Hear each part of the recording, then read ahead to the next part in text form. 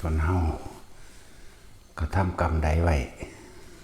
ก็ต้องได้รับผลของกรรมนั้นสืบไปบ่ว่าดีบ่ว่าเลวฉะนั้นพระพุทธเจ้าเฮาจึงทุกพระองค์เลยจึงสั่งสอนให้พวกเฮาสะสมแต่สิ่งที่เป็นบุญเป็นกุศลคำสั่งสอนของพระพุทธเจ้าทุกพระองค์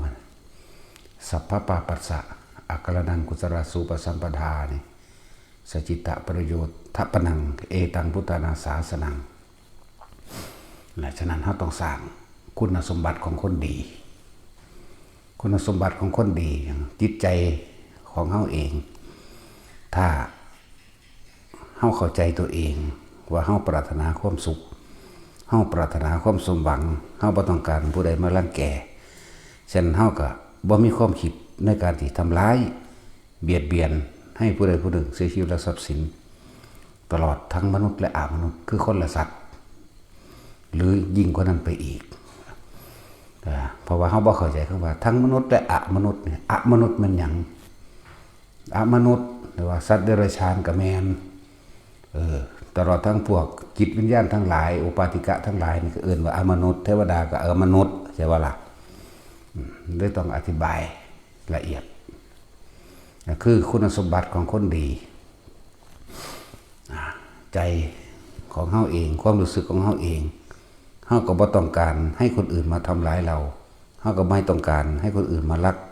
ของมาข่มเหงจิตใจเฮาเองบ่ต้องการให้คนอื่นมาโกหกให้เฮาเองเสียชีวิตและทรัพย์สินไม่ต้องการความมึนเมาความเมาอย่างต่างๆนี่แหละคือคุณสมบัติของคนดีคือคนที่มีจิตใจบริสุทธิ์เต็มเปี่ยมไปด้วยความรักความเมตตาความกรุณาซอยเหลือและมีจิตเป็นกลางพร้อมเรียกว่าทรงพรหมวิหารสีนี่คุณสมบัติของคนดีดีแบบบริสุทธิ์เลยอย่างว่าดีแบบนี้นะแต่เฮาหักตัวเฮาเองเฮาก็บ่ทำลายผู้อื่นนั่นตัวเห็นบ่ล่ะนั่นแหละมักชอบช่วยเหลือแบ่งปันมีอย่างพ่อซอยใดซอยมีอย่างพ่อให้ได้ก็เอาให้มีอาหารประเภทใดก็ตามพอแบ่งปันกันได้ก็เอาให้ถ้าสิเขาเรื่องส่วนตัวก็บ่มีกินกับสร้างได้เฮาให้ผู้อื่นก่อนแต่เห็นผู้นั้นตกทุกข์ได้ยากเด้เปรียบเทียบอย่างเขาไปทำงานนั่นแหละขี่รถไปชนประทานไปเห็นพี่บ่ามันนุ่งแต่ส่งขาสั้นบ่มีเสื้อใส่ส่งขาสั้นแบบคือกางเกงผ้าลมขาดหนาวตอนนั้นหนาว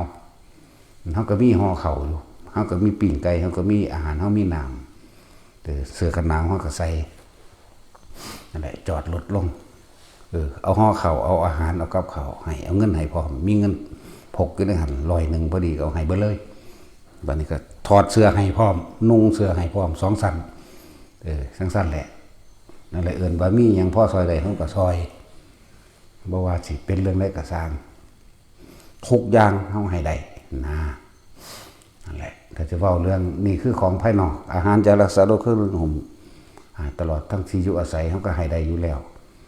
ของภายในคือคนบางคนป่วยต้องการเลือดที่เฮาประสบด้วยตนเองเฮาเลือดมันเป็นกลุ่ม AB negative มันสามารถเข้าได้ทุกหมู่ทุกหมวดอยู่แล้วเห็นเขาในโรงพยาบาลเขาประกาศหาเฮาก็ให้รถเอาต่อสายกันเลยบีบให้เลยเข้าใจว่าล่ะมันเป็น AB negative มันเข้าได้ทุกกลุ่มเข้าใจป่ะล่ะนี่ก็อย่างหนึ่งจะเอาให้นั่นแหละถ้าบุคคลผู้นั้นเป็นบุคคลสำคัญสมมุติว่าเป็นดวงตาเขาก็เอาให้ได้เป็นแม่เป็นพ่อปู่ย่าตายายบุคคลที่เป็นบุคคลที่มีประโยชน์ต่อโลกดวงตาเขาก็ให้ได้ให้หมอผ่าให้โลดเข้าใจป่ะล่ะให้ได้ตับให้ได้ปอดให้ได้ทุกอย่างให้ได้แม้กระทั่งชีวิตนั่นแหละคุณสมบัติของคนดีเข้าใจป่ะล่ะคือแบบนี้จึงเรียกว่าคนดีชีวิตก็ให้ได้เด้หนังสั่นตัวให้แบบใดก็ว่าสู้ว่าแม่เป็นโรคหัวใจแม่นบ่มันก็พาของเฮาให้ได้เฮาก็ให้พาให้ได้ล่ะแน่เฮาก็ตายก็สิเป็นหยังนั่นแหละแบบนี้ในตำราต่างๆเนี่ยควักดวงใจให้บ่แม่นว่าจกเอาในนี่แล้วเด้ให้กันเข้าใจว่า ในตำราในพระไตรปิฎกต่างๆนั่นนะหรือว่าควักดวงตาให้ก็มีหมอมาพาให้บ่แม่นจกให้เลยดอกมันจะไปใส่กันจังไดใส่จังซี่บ่แม่นลูกแก้วตาแมวไงนั่นแหละนี่คือคุณสมบัติของดีเฮ็ดได้บ่ล่ะนั่นบ่ล่ะนั่นแหละบ่ว่าเฮาสิเห็นสงครามเห็นคนอดอยากเห็นคนอพยพสะเทือนเข้ามาทันทีเลยเวิบเข้ามาเลยมันจักคำว่ามันสะอึกสะอื่นทั้งในบ่บ่ได้เกี่ยวกับประเทศใดได้นี่เพราะว่าเฮาเห็นเขาเรียกว่าสัตว์ทั้งหลายที่เป็นเพื่อนทุกเกิดแก่เก็บตายด้วยกันทั้งหมดทั้งสิ้นเขาเป็นแบบนี้บอกคุณสมบัติที่เขาเป็นนี่แหละเขาบอกผู้อื่นดอกเขาไม่เป็นเฮาใจบ่ล่ะมันเป็นความรู้สึกนึกคิดของเฮาเขาก็บอกเรื่องของตัวเองเขาเป็นแบบนี้พูดเขาหลบกันอยู่ยูเครนมั่งเขาหลบกันอยู่อย่างอิสราเอลเขาหลบกันอยู่ทางบนพวกอันอย่างละอิรักอิหร่านของสงครามเขาก็เห็นมาเรื่อยๆอยู่บ่ล่ะบ่ได้แม่นแค่นี้แต่สมัยปัจจุบันนี้เขมรแดงเขมรดำฆ่ากัน3 ล้าน 4 ล้านคนเขาเห็นต้องสลดใจเด้สงครามเวียดนามสงครามอินโดจีนสงครามเขมรสงครามของพม่าแผ่นดินถล่มน้ำท่วมเขาเห็นแล้วสะเทือนมันก็สะเทือนเรียกว่าสะอื่นในใจของมันเองหรือมันไห้เรียกว่ามันร้องไห้มันสะอื่นมันสะเทือนมันสงสารมันจากซอยเหลือแต่วันเห็นบ่ได้นั่นแหละเป็นอย่างสั้น พอเขาลบกันพวก5 มาด 5 เมิดมุนเบิดบ้านเมืองที่อยู่อาศัยอดอยากจากว่าล่ะเราเห็นเด็กหน่อยเราเห็นยังที่มันอุ่มกันเอ้ยมันไห้ทั้งในจากว่าเรียกว่าจิตใจนี่ในความรู้สึกนี่ร้องไห้เองเฮาบ่ไห้ทั้งงอกเฮานี่แต่ความรู้สึกเขามันร้องไห้เอาเองมันไห้อีหลีเด้มันไห้เอาเองสะอึกสะอื่นของมันเอาเองเด้นั่นแหละตายอดอยากหิวโหยถูกอาวุธอย่างต่างๆตามบ่ได้แยกแยะว่าเป็นประเทศใดว่าความลำเอียงสำหรับเฮาบ่มีบ่มีพี่น้องอยากบ่ล่ะบ่ได้มีฉันทคติกับไผบ่มีความลำเอียงกับไผบ่มีความพอใจกับผู้ใดผู้หนึ่งแต่ว่าการที่สิสละอวัยวะตับปอดพวกนี้ตาหรือหัวใจนี่เฮาก็ให้กับหนึ่งผู้มีพระคุณบ่ล่ะถือว่าถ้าเป็นอันหลวงตาบัวเฮานี่ว่าเปลี่ยนหัวใจได้บ่โอ้ยเบิดชีวิตเอาให้ได้เลยเอาตาทั้งสองอะไรเอาหัวใจเอาตับเอาปอดให้ได้เบิดนั่นแหละคือคนที่มีประโยชน์คนที่ทำประโยชน์ต่อโลกอย่างว่าล่ะนั่นแล้วนี่เปรียบเทียบที่เห็นอยู่ให้ได้เบิดเลยเอาเบิดหนังนี่ก็ได้ เฮ้ยเดี๋ยวเคยขออยู่ได้ล่ะหรือว่าตามแต่อยู่น้ำเพลินคนตามธรรมดาเราอิทธิบาท4หรืออิทธิบาทภาวนาอีพอก็เห็นได้อยู่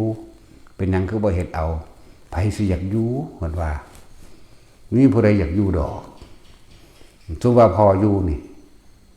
ให้พ่อนี่นั่งอยู่เตียงคนพิการหรือนอนอยู่ให้เขาป้อนเขาป้อนน้ำทางสายยางงักลูกก็สิอยากให้พ่ออยู่บ่บ่ล่ะเฮาก็จนใจคือกันตัวของเฮาบ่อยากเห็นหนึ่งเฮาบ่อยากเห็นคนเจ็บปวดเฮาบ่อยากเห็นคนเฒ่าชราลักษณะซอยเหลือตัวเองก็บ่ได้บ่อยากเห็นอยู่แล้วแนวมันนี่บอกว่ากษัตริย์เขาชีวิตลูกไปได้บ่นั่นอย่ามายุ่งนั่นนี่ธรรมดาบ่ตับปอดทุกอย่างในไว้วะนี่ให้ได้เบิดนะไผสิอยากอยู่ว่า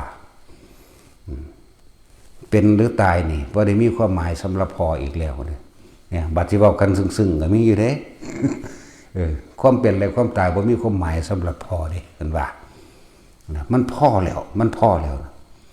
เขาก็จนมุ่งเพื่อกันนั่นแหละของเพิ่นบ่เอาไหมที่จริงเอาได้เฮ็ดได้เด้แต่เพิ่นต่ออายุของเพิ่นตอนเพิ่นสิตายตั้ง80 ปีเพิ่นก็ต่อได้ไหมคนที่มีอิทธิบาทภาวนาเฮ็ดได้ทั้งเบิดอยากบ่ล่ะอยู่เป็นกลับเป็นการขึ้นหลวงพี่องค์นั้นเพิ่นไปอาราธนาไว้เพิ่นก็เฮ็ดได้แล้วเพิ่นบ่เฮ็ดเห็นบ่เพิ่นฟาดผ่านถิ่มเป็นเลงอยู่นั่นน่ะจังซั่นแล้วคำที่ว่าให้พ่อนั่งรถเข็น หรือให้พอนอนอยู่เลยเขาป้อนเขาทั้งสายยางสายน้ำที่เอาอยู่บ่ซั่นของเฮาบ่อยากเห็นอยู่แล้วตึกขึ้นมาทันทีเลยเห็นบ่ล่ะจังซั่นแล้วบ่เอาก็เลยต้องจำย่อมคือพี่กิ้งก็เข้าใจดีแล้วล่ะเรื่องอนิจจังเรื่องทุกขังเรื่องอนัตตาเข้าใจคักแต่ว่านั่นคือผู้เฮาฮักบ่แม่นรักธรรมดาเด้มองเห็นประโยชน์ของสัตว์โลกพร้อมเด้บ่ได้มองบ่แม่นธรรมดาว่าเพิ่นเป็นผู้มีพระคุณอันสูงสุดอย่างเดียวเด้มองเห็นว่าเพิ่นถ้าเพิ่นอยู่นี่เพิ่นสิสร้างประโยชน์ให้แก่สัตว์โลกบ่ได้แม่นแค่มนุษย์เด้บ่แม่นแค่สัตว์เดรัจฉานบ่แม่นแค่มนุษย์พวกเทพเทวดาอินพรหมพวกเปรตพวกผีโมลีขโมดคนท่านกลุ่มพันธุ์ทั้งหลายมันสร้างประโยชน์เด้มันธรรมดาเด้นี่ว่าเรื่องอีพญบัวหลวงตาบัวแต่พวกเฮาสิรู้จักบ่หลวงตาบัวเนาะแต่บ่มีหลวงตาบัวบ่มีอีพญบัวบ่มีเมืองนี่ได้สิบอกให้บ่มีเลย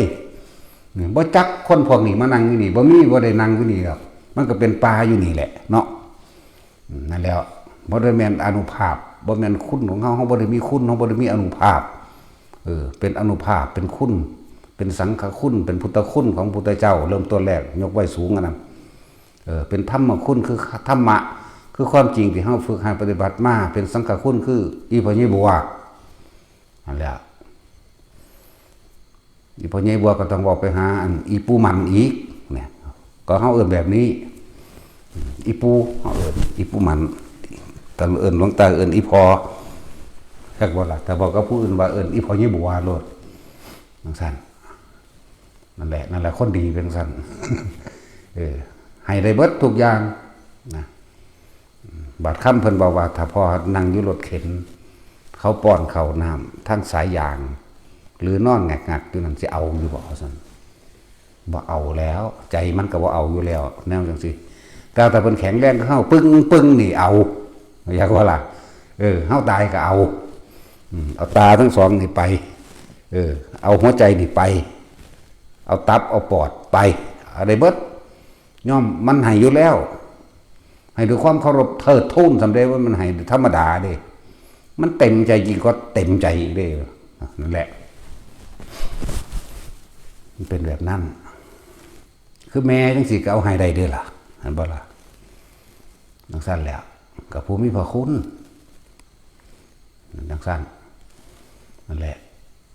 คุณสมบัติของคนดีคือกตัญญูกะแมนอยากว่าล่ะเลยกตัญญูเข้าไปอีกคือทำคุณประโยชน์ให้แก่สัตว์โลกได้สัตว์โลกบ่แม่นสัตว์โลกแค่พวกเฮาเห็นกันเดียวนี้เด้บ่แม่นตะคนเด้บ่แม่นตะสัตว์เดรัจฉานตลอดทั้งมนุษย์เด้เปรตยักษ์นาคคนทันกุมพันพวกภูมิเทวดาลุกขะเทวดาอากาศเทวดา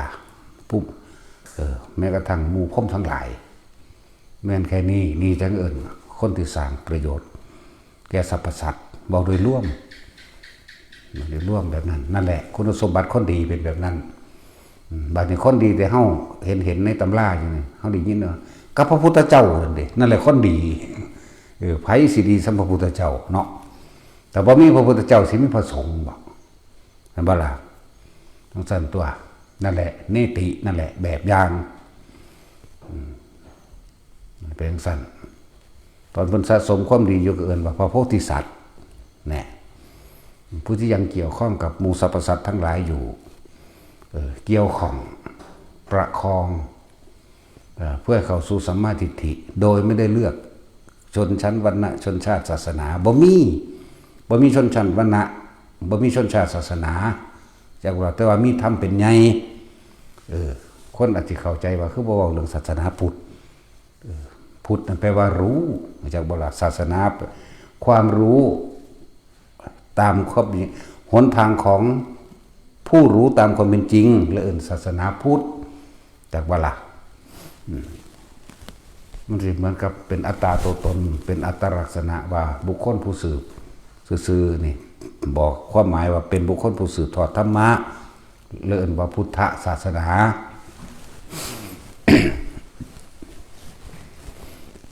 ที่จริงธรรมะนั่นแหละเป็นไงจากว่าล่ะคนที่เอาธรรมะเป็นไงก็คือเสียสละความเห็นแก่ตัวจากว่าล่ะ บ่มีตัวตนเฮาอาจสิเว้าแบบธรรมดาถ้าว่าเฮาเข้าถึงความรู้สึกมันบ่เนาะ บุคคลผู้เอาธรรมเป็นใหญ่นี่เสียสละเบิดทุกอย่างแล้วเด้บ่ได้เอาโลกเป็นใหญ่โลกาธิปไตยความเป็นใหญ่มีอยู่3อย่างเฮานี่เอาธรรมาธิปไตยทำเป็นใหญ่โลกาธิปไตยอันที่2คือเอาหมู่คณะคนหมู่มากเป็นใหญ่เห็นตามคนหมู่มากเป็นใหญ่อัตตาธิปไตยเห็นแค่ตัวเต็มๆเอาตัวเองเป็นใหญ่เข้าใจบ่ล่ะสั้นตัวถ้าว่าธรรมาธิปไตยมันแม่นเรื่องเล็กน้อยที่เฮาบ่เข้าถึงความรู้สึกของธรรมเด้เข้าถึงความรู้สึกของธรรมพุทธธรรมดาหรอกนั่นแหละถ้าบ่มีพระโพธิสัตว์ก็บ่มีพระพุทธเจ้าถ้าบ่มีพระพุทธเจ้าก็บ่มีพระสงฆ์เห็นบ่ล่ะถ้าบ่มีพระโพธิสัตว์ก็บ่มีพระพุทธเจ้าถ้าบ่มีพระพุทธเจ้าธรรมะก็เกิดขึ้นบ่ได้เพราะว่าบ่มีคนที่เสียสละเพื่อสรรพสัตว์ทั้งหลาย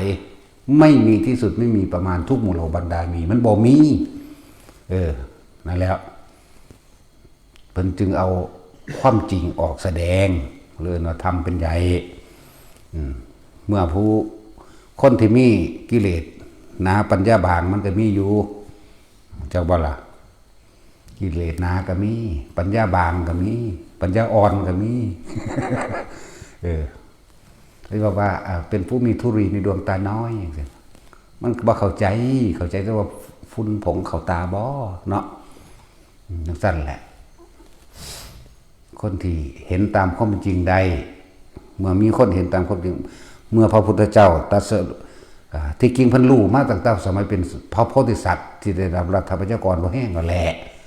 แต่ว่าเพิ่นบ่เข้าเพิ่นบ่ไปเมื่อเพิ่นฮู้เห็นทางแล้วมันก็ค่อยๆประคองเอาบุคคลผู้อื่นเดินตามนำตัวนั่นสั้นแหละเพื่อให้มีจักประจักษ์พยานตัวพลิกนิดเดียวนี่แหละน้ำท่านก็เลยจักบ่ล่ะนั่นแหละมันก็ค่อยประคองนี่แหละจังหวะทำเพื่อสรรพสัตว์ทั้งหลายไม่มีที่สุดไม่มีประมาณทุกหมู่เหล่าบรรดามีเพิ่นก็ค่อยประคองให้เข้าสู่สัมมาทิฏฐิประคองเพื่อให้เข้าสู่กุศลนั่นแหละ จริงว่าสัพพปาปัสสะอักนังกุศลสุปสัมปดานี่เพิ่นประคองให้พวกเฮาสั่งสมสิ่งที่มันเป็นกุศลเท่านั้นคอยประคองเข้าสู่สัมมาทิฏฐิเมื่อเต็มที่ของมันเต็มที่แล้วคือเพิ่นบำเพ็ญบารมี30ทัศนี่แม่นบ่ล่ะเต็มที่30ทัศแล้วพวกที่เพิ่นค่อยประคองพวกที่เพิ่นเก็บตกเก็บเศษเก็บขยะมานี่จักวันมันก็คอยเข้าไปเข้าสู่เส้นทางมรรคมีองค์8เพิ่นตรัสรู้แล้วที่เพิ่นแสดงธรรมก็พวกที่เห็นตามความเป็นจริงมาเรื่อยๆนะแต่ว่าบ่ทันใดตรัสรู้ตามก็เลยเป็นพระสงฆ์ตัวนั่นแหละ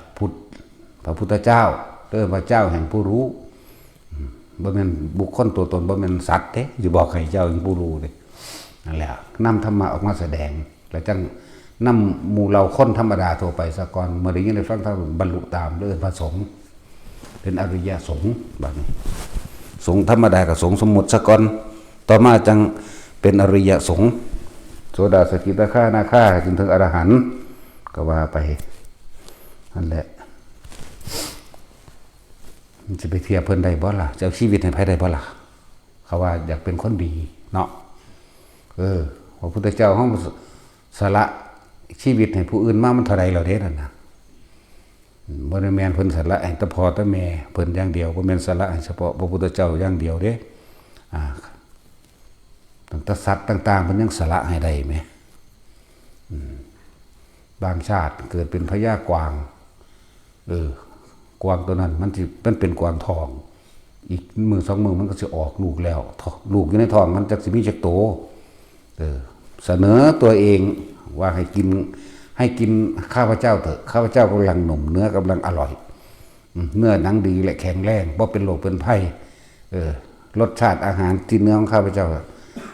จักดีจักกลมกล่อมดีเดี๋ยวจะกินนางกวางผู้นี้เลยถ้านางกวางผู้นี้กำลังท้องถ้าท่านข่านางกวางผู้นี้เพียงแต่ลำพังตัวเดียวบ่แม่นแค่ตัวเดียวในท้องนั้นอาจจะมี3หรือมี4นะเพื่อน่ะเสนอตัวเองเพื่อ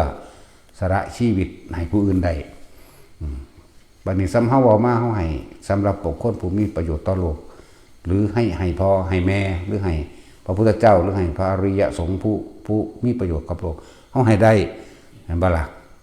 แต่ว่าบัดนี้เฮาสิให้ผู้อื่นแบบนั้นบ่แม่นพ่อบ่แม่นแม่บ่แม่นไผเนาะบ่แม่นคนที่มีพระคุณต่อกันสุดโดยสัมบัตินี่เห็นบ่ล่ะสั่นแล้วเพิ่นสละให้ได้บัดนั่นแหละอยากเป็นคนดีก็เป็นเอาที่ละซะเนาะบ่ได้อยากเป็นก็เลยนั่นอย่างนึงนั่นแล้วบางภาษาเกิดเป็นพญาลิงเป็นเจ้าฝูงเป็นหัวหน้าฝูงเอาเกิดพวกนายพรานนายพรานกับหลายสมเด็จเขามาหาเขาไปสู่ป่าเขาล่าเอาลิงไปกินส่งสัญญาณแล้วเรียบร้อยบาดนี้มันขามบ่ได้ที่ก็เลยเอาตัวเองเอาตีนเกาะทั้งนี้ไว้เพื่อสิขามน้ำได้นี่มือนึงก็เดเกาะทั้งนี้ไว้แล้วก็บอกพวกหมู่พวกบริวารทั้งหลายแล่นขามตัวเองไปแล่นขามตัวเองไปดิจนไปเบิดแล้วขนาดนั้นก็ยังมีลิงอันเป็นครูอาฆาตนั่นแหละมันอิจฉาริษยาอยู่แล้วเพราะว่าพญาลิงพญาวานอนตัวนี้เป็นพ้นที่มักเสียสละอยู่แล้วผู้ใดก็นิยมชมชอบเพราะว่าเป็นคนมีเมตตากรุณามุตตาและอุเบกขาอยู่ในหันอยู่แล้วนั่นแหละมันกระโดดสูงๆพุ่นมันจะขามตัวสุดท้ายคือมันจะคล้องความเป็นใหญ่ใช่ป่ะมันกะว่านี่มันสิกระโดดเพื่อสิกระทุ้งให้ตกออกจากเครือไม้ตัวนั้นเครือไม้นี่ตีนจับฝั่งนี้มือจับฝั่งนี้อย่างว่ากระโดดใส่ระวังการข้อนี่ถีบยังรุนแรงกับตัวเองกระดีดขึ้นทั้งปุดสั้นแล้วตกลงถูกโขดหินตายแต่พญาลิงไปเกิดเป็นไก่แล้วไม่ได้โกรธเกลียดแค้นอย่างเด้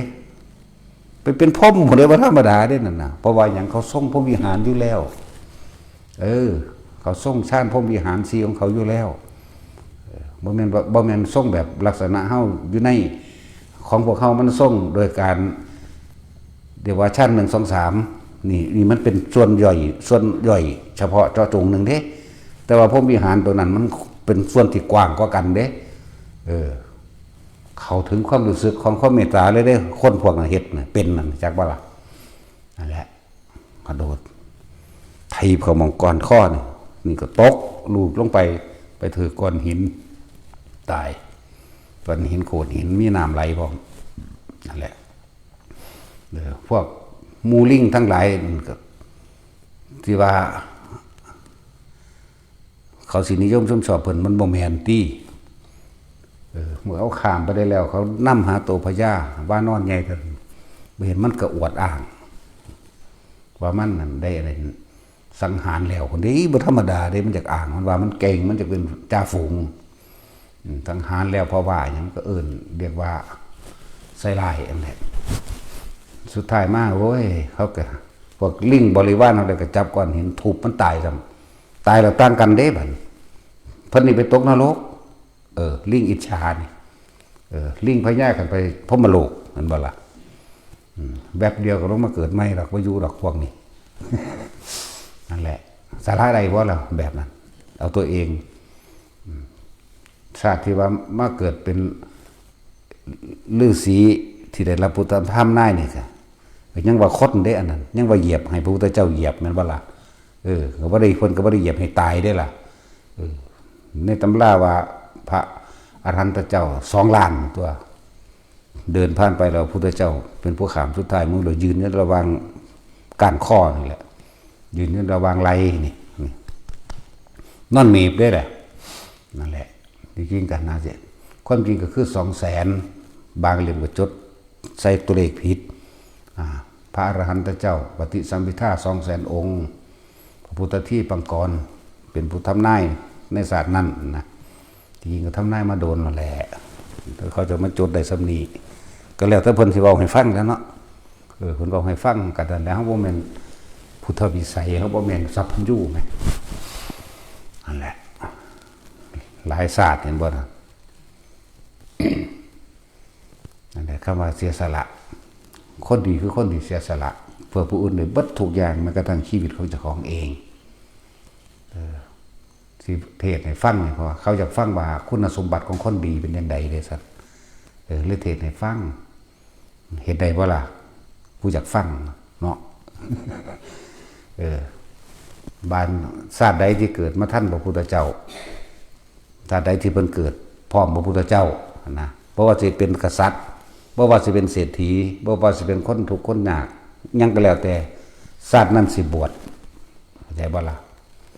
ถ้าเป็นกษัตริย์ถ้าบอกสร้างกระบกสร้างตัดผมถ้าผมเรางอกแม้เพียงเส้นเดียวให้ถอนมาให้เราดูนะครับถอนออกมาเบิ่งงอกแล้วปุ๊บสละราชบัลลังก์ให้ลูกผู้อันสมควรผู้มีคุณธรรมให้สืบราชสมบัติต่อไปตัวเองออกบวชกับพระพุทธเจ้านั่นแหละแล้วก็จดจำธรรมคำสอนพระพุทธเจ้าทองเลี่ยนไตรปิฎกพุทธวจนะทองจำแล้วก็ทำให้ศาสนาของพระศาสดานั้นรุ่งเรืองขึ้นไปอีกเพิ่มขึ้นอันเพียงสั้นบ่แม่นแค่นั้นเด้อก็บ่แม่นว่าแค่นั้นตราบใดที่ศาสนาของพระพุทธเจ้าองค์นั้นเพิ่นตายก่อนนี่เอาพระพุทธเจ้าได้เพิ่นตายก่อนเกิดมาก็เฝ้ามาบวชใหม่ในปลายศาสนาอีกบอกให้เข้าใจง่ายตายไปศาสนาปลายศาสนาปลายศาสนาอีกทรศาสตร์เด้จังสั้นล่ะรีบมาบวชนะส่งเสริมหรือว่าเผยแพร่คำสอนพระพุทธเจ้าอีกอย่างสินะมันสิแต่ชาติเดียวไปอยู่สวรรค์เลยบ่แม่นเพิ่นสามารถบังคับตนเองเป็นอุปติลงมาเกิดได้เข้าใจว่าล่ะอธิษฐานจิตลงมาเกิดได้นะบ่ได้อยู่เด้สวรรค์นั่นแล้วนี่แหละคือความพิเศษของพระโพธิสัตว์เป็นความพิเศษของเพิ่นกับบำเพ็ญมานานเลยแหละว่ามันว่าเฮ็ดเอาเดี๋ยวนี้คิดเอาเดี๋ยวนี้เด้ว้ายเริ่มต้นแรก40อสงไขยเพิ่นสิธรรมดาว่าสิเว้าเริ่มต้นแรกเลยนั่นแหละเว้าหน่อยเว้าที่ว่าสิอสงไขยซึ่งเว้าหน่อยซื่อๆเด้เว้าเพื่อมันเข้ากับพระไตรปิฎกแต่จริงไม่มีกำหนดบำเพ็ญเพียรด้วยไม่มีการสั่งสมบารมีการสร้างบุญไม่ได้มีกำหนดจนกว่าเพิ่นตรัสรู้แล้วเพิ่นถึงมาบอกให้ฟังพอได้บรรทัดฐานพอได้แนวทางพอได้แบบอย่างซื่อเด้อไม่มีกำหนดนั่นแหละหลายอย่างที่พวกเขาบรรลุนะแต่คุณสมบัติของคนดีคือคนมีเมตตานั่นแหละจะเริ่มพรหมวิหารสีนี่ตัวเองบ่แม่นแค่ว่าส่งชาติข่าวชาติเด้สิบอกให้คนพวกนั้นเข้าถึงความรู้สึกของคำว่าเมตตาก็เรื่องมุตตาและอุเบกขาเข้าถึงความรู้สึกเข้าใจบ่นี่บ่เข้าใจดอกอย่ามาเฝ้าแต่ของเขาว่าเป็น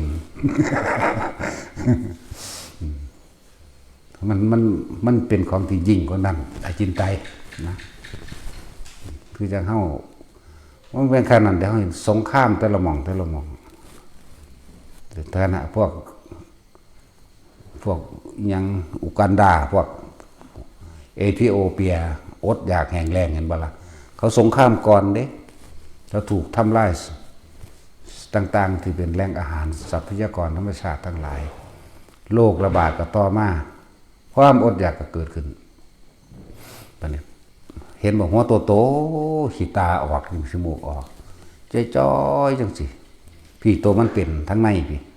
ให้ขึ้นเราเองเลยจักว่าทั้งนอกเขาบ่ให้หรอกพี่ความรู้สึกร้องไห้หรอบ่กะเห็นกูบ่อยากเห็นนะนี่กูบ่อยากเป็นแล้วก็รู้สึกว่าเฮ็ด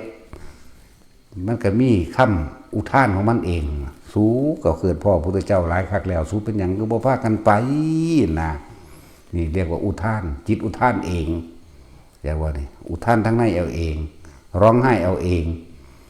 แล้วก็บอกว่าทุกคนเคยเกิดผ่านพระพุทธเจ้ามาแล้วเบิดทุกคนแม้กระทั่งใส่เดือนเดียวนี้ปวกเดี๋ยวนี้ให้เดี๋ยวนี้ปลาเดี๋ยวนี้หรือสังเสชะทุกประเภทเดี๋ยวนี้เกิดผ่านมาเบิดแล้วแต่ว่ามันบ่ฟังมันบ่เสื่อมบ่ปฏิบัติตามมันก็เลยต้องมารับกรรมนี่เห็นบ่ล่ะจึงบอกว่าสัตว์โลกเป็นไปตามกรรมเด้อตัวเองกระทำสิ่งใดเอาไว้ย่อมได้รับผลของกรรมนั้นๆสืบไปไม่ว่าบุญหรือบาปไม่ว่าดีหรือเลวย่อมขึ้นจากตนเองไม่ได้เกิดขึ้นจากผู้อื่นเหตุใด บ่มีผู้ใดสาปแช่งผู้ใดตกนรกได้อวยพรขึ้นสวรรค์ได้ตัวเองทำเองล้วนๆนั่นแหละ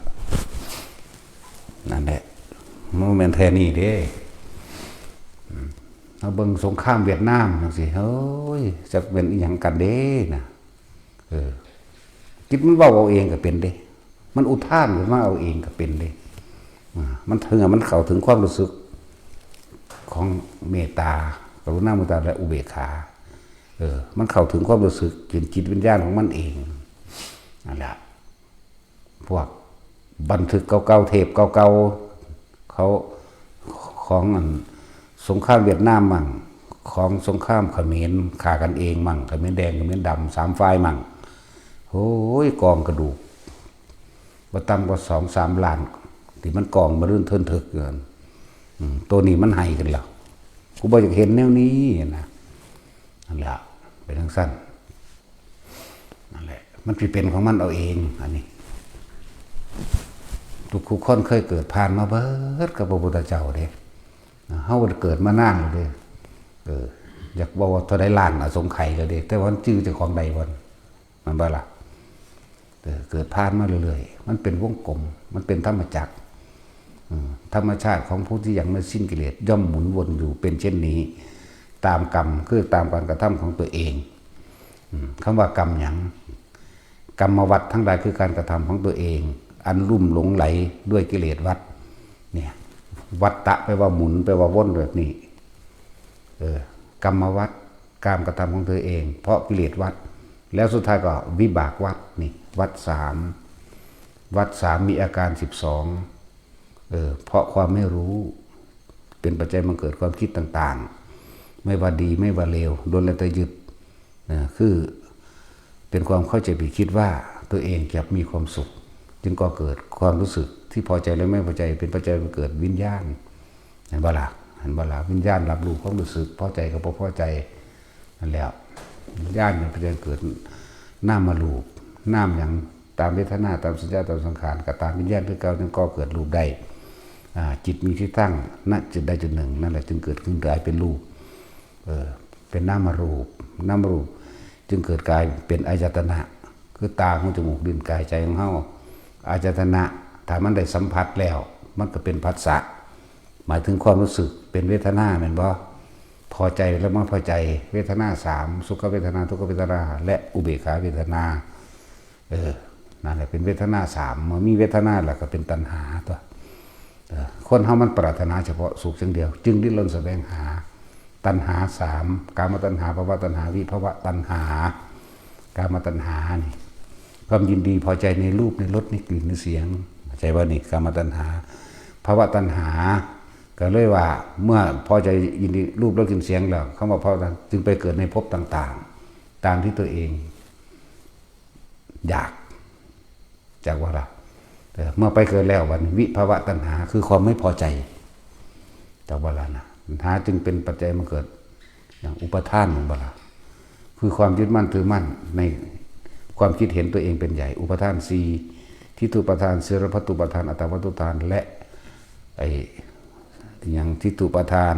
ความเห็นตัวเองเป็นใหญ่อยู่แล้วตามความอยากของเจ้าของอันบ่เสรพัตตุปทานจากสิ่งที่เคยได้ยินได้ฟังได้รู้ได้เห็นได้เป็นมาการมุปทานคือความพอใจเห็นไหมว่าตามอารมณ์ของตัวเองที่พอใจแล้วก็อัตตวัตตุปทานนี่ความรู้สึก4อย่างนี่คือตัวเดียวกันก่อนเดียวกันจากวันอุปทาน4อุปทานจึงเป็นปัจจัยมาเกิดภพการกระทำทั้งหลายที่ยึดมั่นถือมั่นจึงเป็นไปตามภพต่างๆมีการประพบรูปภพอรูปภพเมื่อไม่มีภพแล้วก็มีกับชาติหมายถึงเกิดขึ้นแล้วเมื่อมีเกิดแล้วก็มีแก่มีเจ็บมีตายโศกปริเทวทุกข์โศกเศร้ารำพึงรำพันซึ่งกันและกันต่างๆนานาสารพัดเพราะความไม่รู้นี่กลับมาหม่องใหม่กลับมาหม่องเก่าอีกบนหม่องใหม่อวิชชาครอบงำไว้จังว่าอะไรจึงว่าอวิชชาปัญญาสังขารสังขารปัญญาวิญญาณวิญญาณปัญญานามรูปังนามรูปปัญญาสลายจะดังสลายจะนัปัญญาภาษาปัญญาเวทนาปัญญาตัณหาปัญญาอุปาทานังอุปาทานปัญญาภวะปัญญาชาติปัญญาชรามรณังโสกปริเทวทุกขโทมนัสสุปยาสาปิวินัสสันตุเห็นบ่ แล้วมันก็หมุนวนมาแบบนี้อวิชชายะตะเววะอเสสาวิราคะนิโรธาสังขารนิโรโธถ้าเฮารู้เท่าทันวิชาได้เกิดขึ้นแล้วรู้เท่าทันความคิดบ่ว่าความคิดจะปรุงดีหรือปรุงไม่ดีก็ช่างรู้ทันไม่เข้าไปยึดในความดีและไม่ดีมันก็ดับเป็นเฉพาะจิตตะความคิดก็อยู่ความคิดแล้วก็ล่ะเป็นเป็นอสังขตธรรมสิ่งทั้งหลายทั้งปวงหยุดได้เพราะว่าความไม่คิดนึกปรุงแต่งนั่นแล้วดับความคิดตัวเดียวอย่างอื่นบ่ต้องดับมันดับเอาเองมันหยุดเอาเองเข้าใจว่าล่ะนั่นแหละต้องการให้ทุกคนวิธีที่พระพุทธเจ้าเฮาเสียสละตัวเองมามากแล้วกว่าสิตรัสรู้ว่าเป็นพระพุทธเจ้าที่จริงเพิ่นรู้ว่าบ่แห้งแล้วล่ะแต่ว่าบ่ทันได้ม้วนชนทั้งหลายพ่อซื่อๆจากว่าล่ะเมื่อมันพ่อเมื่อมันเต็มมันก็เป็นสยัมภูความเป็นพระพุทธเจ้าก็เกิดขึ้นมาโดยลำพังประสบการณ์ของพระองค์เองไม่มีใครบอกไม่มีใครสอนแต่พระองค์เองเต็มใจที่จะเป็นเองสามารถสยัมภูญาณเนี่ยมันบ่แม่นธรรมดาเด้บ่แม่นซับสิมาเว้าเล่นๆหัวกันเด้ไผจักเล่นก็เล่นตัวไผจักหัวก็หัวเนาะเพราะว่าความคิดของไผของมันห้ามกันบ่ได้สยัมภูญาณเนี่ยความเป็นพระพุทธเจ้าก็เป็นขึ้นมาโดยพระองค์เองการสั่งสมซึ่งทานบารมีพระองค์เองศีลบารมีพระองค์เองเนกขมะบารมีของพระองค์เองปัญญาบารมีของพระองค์เองวิริยะบารมีขันติบารมีสัจจะบารมีนี่อธิฐานบารมีเมตตาบารมีและอุเบกขาบารมีอย่างละ10เลยบารมี30เมื่อเต็มเปี่ยมด้วยพระบารมีแล้วจึงตรัสรู้ด้วยพระองค์เองตัวมันสั่งสมจากบ่ล่ะบ่แม้ว่าสั่งสมเฉพาะพระองค์เองยังชักจูงชักเชิญให้ผู้อื่นสั่งสมนั้นด้วยแม้กระทั่งชีวิตของตัวเองก็สละให้ผู้อื่นได้เห็นธรรมมันไม่ธรรมดาเด้นั่นแล้วจะฮู้ว่าสยัมภูญาณเป็นจังไดก็เป็นแบบนี้แหละเป็นขึ้นมาโดยพระองค์เองตามธรรมดาแล้วเพิ่นเกิดพร้อมพระพุทธเจ้าองค์นั้นเพิ่นฟังธรรมเทเดียวอย่าว่าล่ะคำข้อความเดียวเท่านั้นบรรลุเลยแต่ว่าเพิ่นบ่เอาเด้คือว่าเพิ่นกล่าวอุทานประโยชน์อะไรที่เราผู้มีกำลังแห่งสติและปัญญาเข้ามากำลังประโยชน์อะไรที่เราผู้มีกำลังจะข้ามฝั่งโอคะไปเพียงลำพังแต่เพียงผู้เดียวเราจะทำให้ผู้อื่นได้รู้ธรรมด้วยเรานั้นด้วยแล้วพาหมู่มหาชนทั้งหลายขึ้นสู่ธรรมนาวาพาข้ามฝั่งแห่งโอคะสงสารไปด้วยกันนั่นแล้วเพิ่นฮู้อยู่ได้ล่ะว่านี่นิพพานแต่กูบ่ไปกูถอยมาเท่านี้นึงนั่นแหละไผจะฮู้ว่าคนดีเป็นไดพระพุทธเจ้านั่นแหละคนดีอยากว่าล่ะนั่นแหละดีครั้งแล้วสิดีซ้ำใดอีกบ่มีผู้ใดเปรียบเทียบได้เฮาก็บ่ได้ใกล้ขี้ดินเพิ่นเหยียบเด้อยากบ่ล่ะขี้ตีนเพิ่นก็ในขี้ดินให้เพิ่นเหยียบเฮาก็บ่ได้ไปซูนเนาะนั่นแหละมีอยู่ไสสละโดดลงให้เสือกินไหมมันบ่ล่ะเสือนั่นมันตกหลุมพรางของนายพรานที่เขาเฮ็ดขุดหลุมดักไว้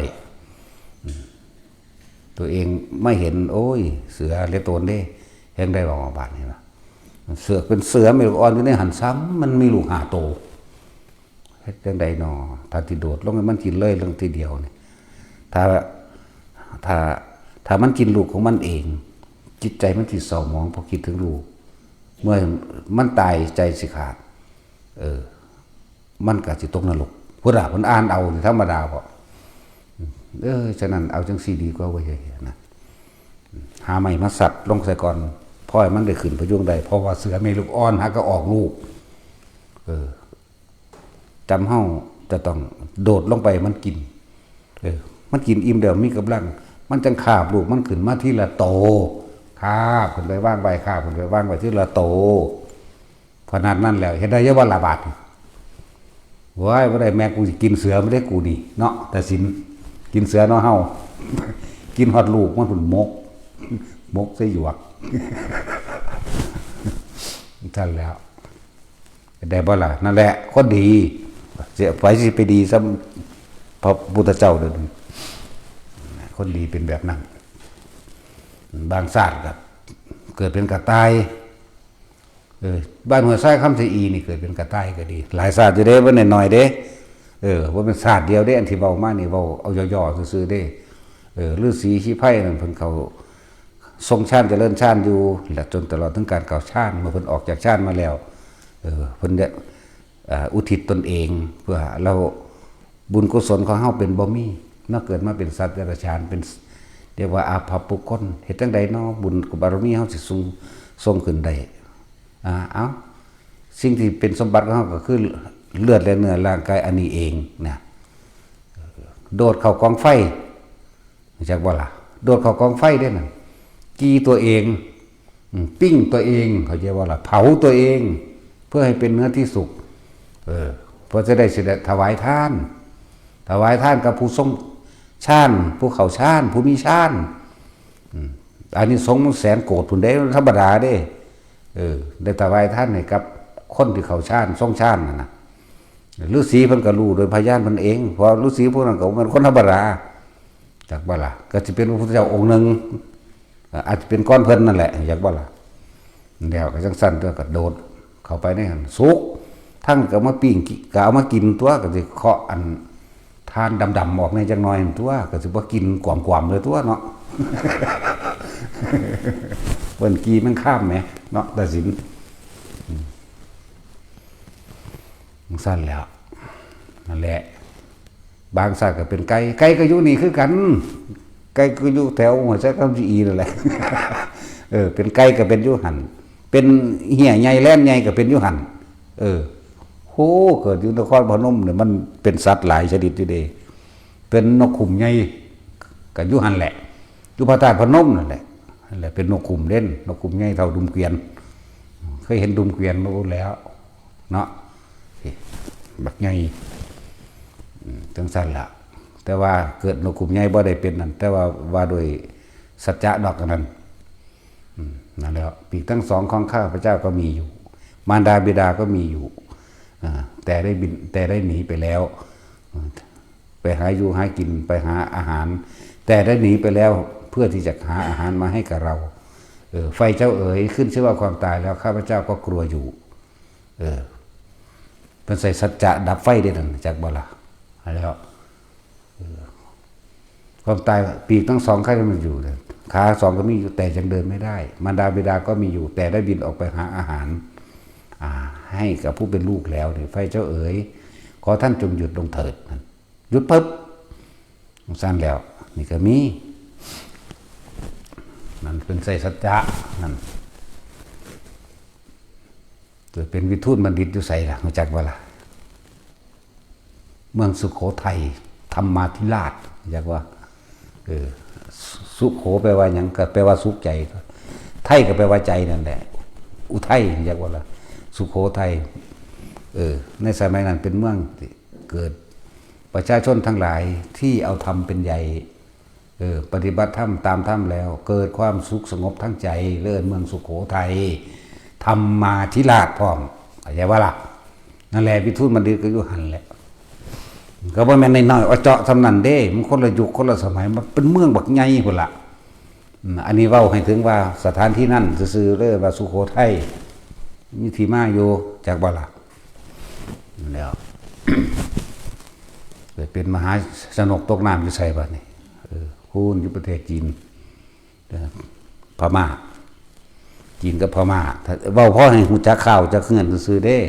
เมืองทิเมราก็อยู่ไทยกับพม่าติดกันตะกี้ว่าท่านมีไทยบ่ที่มีพม่าดอก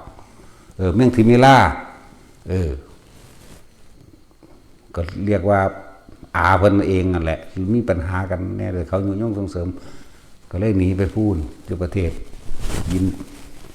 ตังเง่ไทยเหี่ยวซุมื้อนี้ก็ยังเอิ้นอันไทยหยังล่ะไทยเขายังเว้าลาวเฮาซุมื้อยังเฮาอยู่ได้อยู่บ่งหันแหละเขายังเอิ้นว่าไทยหยังนอนะโอ้ยไทยหยังก็สร้างแมงโดนแล้วล่ะคนนั่นแหละทั้งสั้นแล้วหลายอย่างก็ดอกบอกให้ฟังซื้อดอกเขาจะฮู้ว่าคนดีเป็นแนวใดก็เป็นนั่นแหละดีสุดยอดเลยอันที่เว้ามานี่เนาะเกิดเป็นผู้ลิทัศน์หนักไงอยู่ไสล่ะอยู่เชียงใหม่นึงเด้ล่ะเชียงบ่แม่นเกิดอยู่เชียงใหม่เดี๋ยวนี้เด้หมายถึงสถานที่แห่งนั้นสมัยตะกี้ ตอนนี้เอิ้นว่าเชียงใหม่จากว่าเชียงใหม่เชียงรายแล้วไม่ถ้าจะเว้าแล้วก็พอโพธิสัตว์เฮาเกิดเวียนอยู่เฉพาะสุวรรณภูมินี่นึงเด้บ่แม่นสุวรรณภูมิอันนี้เด้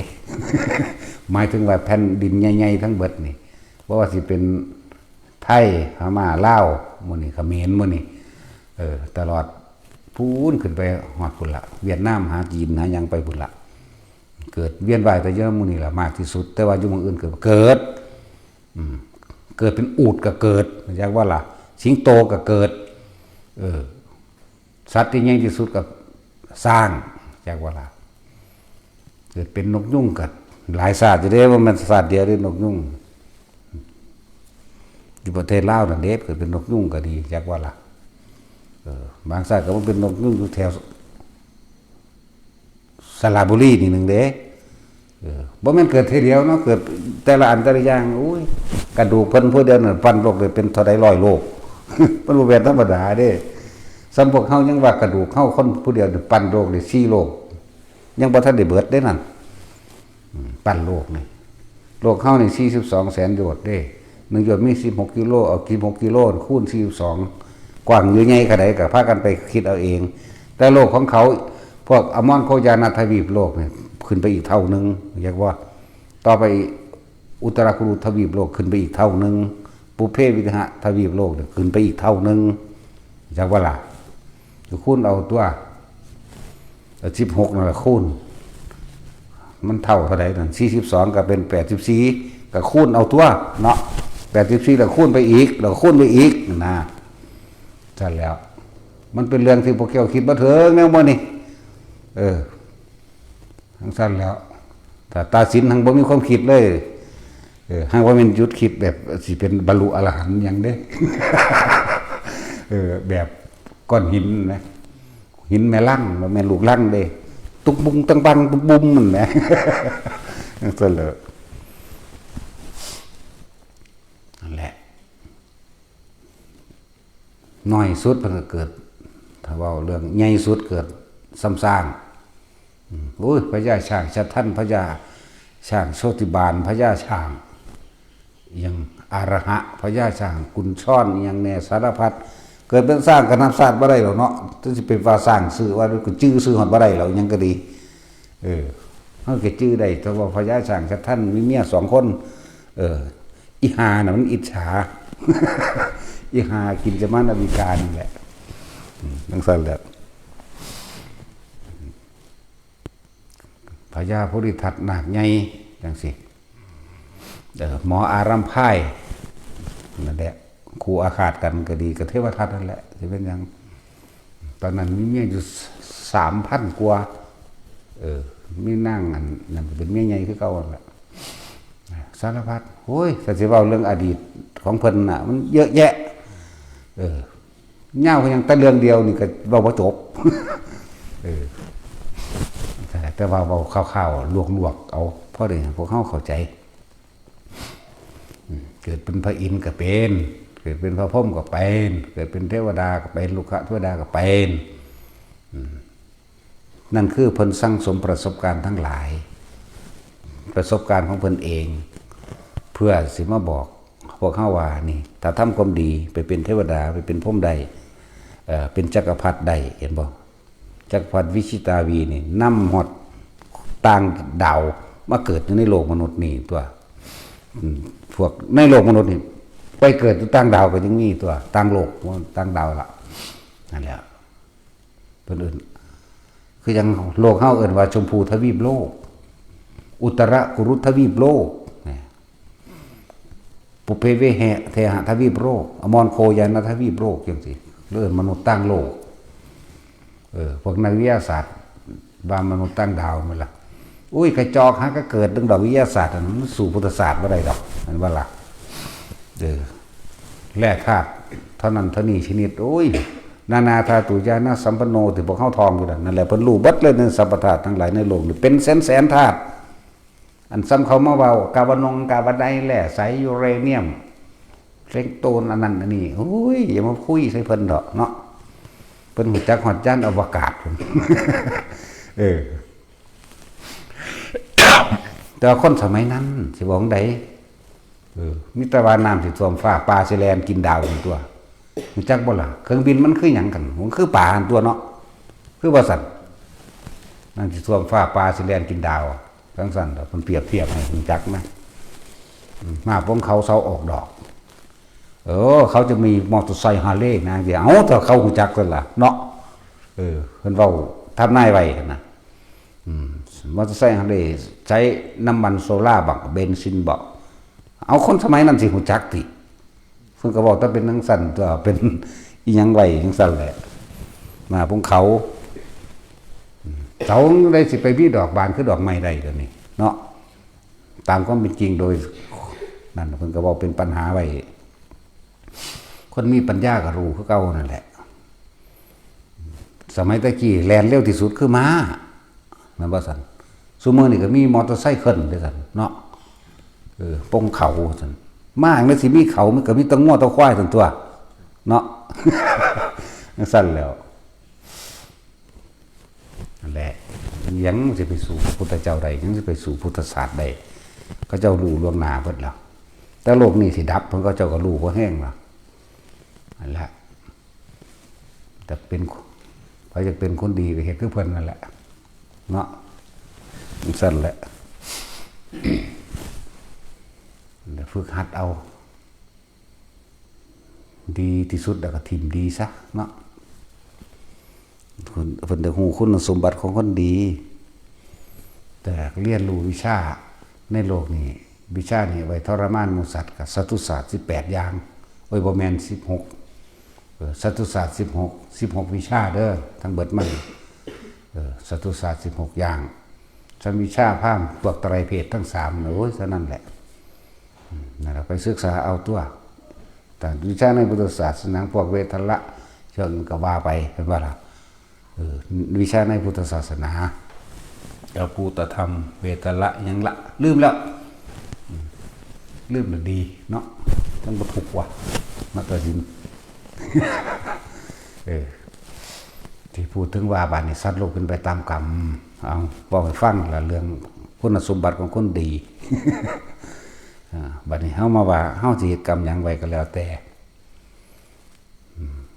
การให้ผลของกรรมนี่เป็นอจินไตยสิกำหนดระยะเวลาเลยทีเดียวก็บอกบ่ได้เด้คือคนดีในศาสตร์นี่ถ้าเกิดมาดีแต่ว่าไปถูกรถส้นแล้วก็เกิดเป็นอัมพฤกษ์อัมพาตบ่น่าสิเป็นเลยคนดีเห็นเนาะแต่ในอดีตศาสตร์เขานั่นบ่ฮู้ละศาสตร์ใดอาจสิเลวระย่ำก็ได้เนาะแต่ผลกรรมมันหาก็บ่ฮอดนะดีก็ดีแบบโลกแล้วมันไม่ดีแบบที่เป็นกุศลธรรมจักบ่ล่ะคนดีแบบโลกหาก็คือว่าหาอยู่หากินบ่เบียดเบียนบ่ลักบ่ปล้นบ่กี้บ่ฆ่าผู้ใดอยากบ่ล่ะโอ้ยขยันหาปลาตึกแหขยันรับจ้างรับบายมาบ่เบียดเบียนไผเขาเอิ้นคนดีในโลกนี่บ่แม่นดีแบบกุศลธรรมเด้อยากบ่ล่ะหลายอย่างคือพระองค์หนึ่งเพิ่นจักชื่อว่าไงล่ะลืมชื่อแล้วล่ะเนาะอันที่มีผู้ยิ่งอย่างน้ำหลังนะละกุลบังอย่างละกุลทพะอย่างนี้ละชื่อเพิ่นบ่ได้ก็หลายโพดเนาะละกุลทพะเป็นผู้เลิศทั้งจับฉลากนะว่าถ้าจับฉลากเนี่ยเพิ่นได้ที่1โลดว่าถ้าเขาสิแจกหยังเพิ่นจับฉลากได้โลดนะยังได้ชื่อว่าแล้วล่ะลืมแล้วล่ะสื่อทานะภาละอย่างนี้แหละบ่ชื่อละมันหลายพนสมัยหนึ่งในสมัยของพระพุทธเจ้าพุทธกัสสปะภิกษุสงฆ์2 องค์เป็นสหธรรมิกซึ่งกันและกันเป็นกัลยาณมิตรธรรมซึ่งกันและกันไปทั้งได้ก็ไปน้ำกันแต่สมัยนั้นพระองค์นี่ละอย่างทานะละพระนี่ละเกิดเป็นลูกขะเทวดาพระ2 องค์นั้นสิไปลงปฏิโมกข์อยากว่าล่ะสิไปลงปฏิโมกข์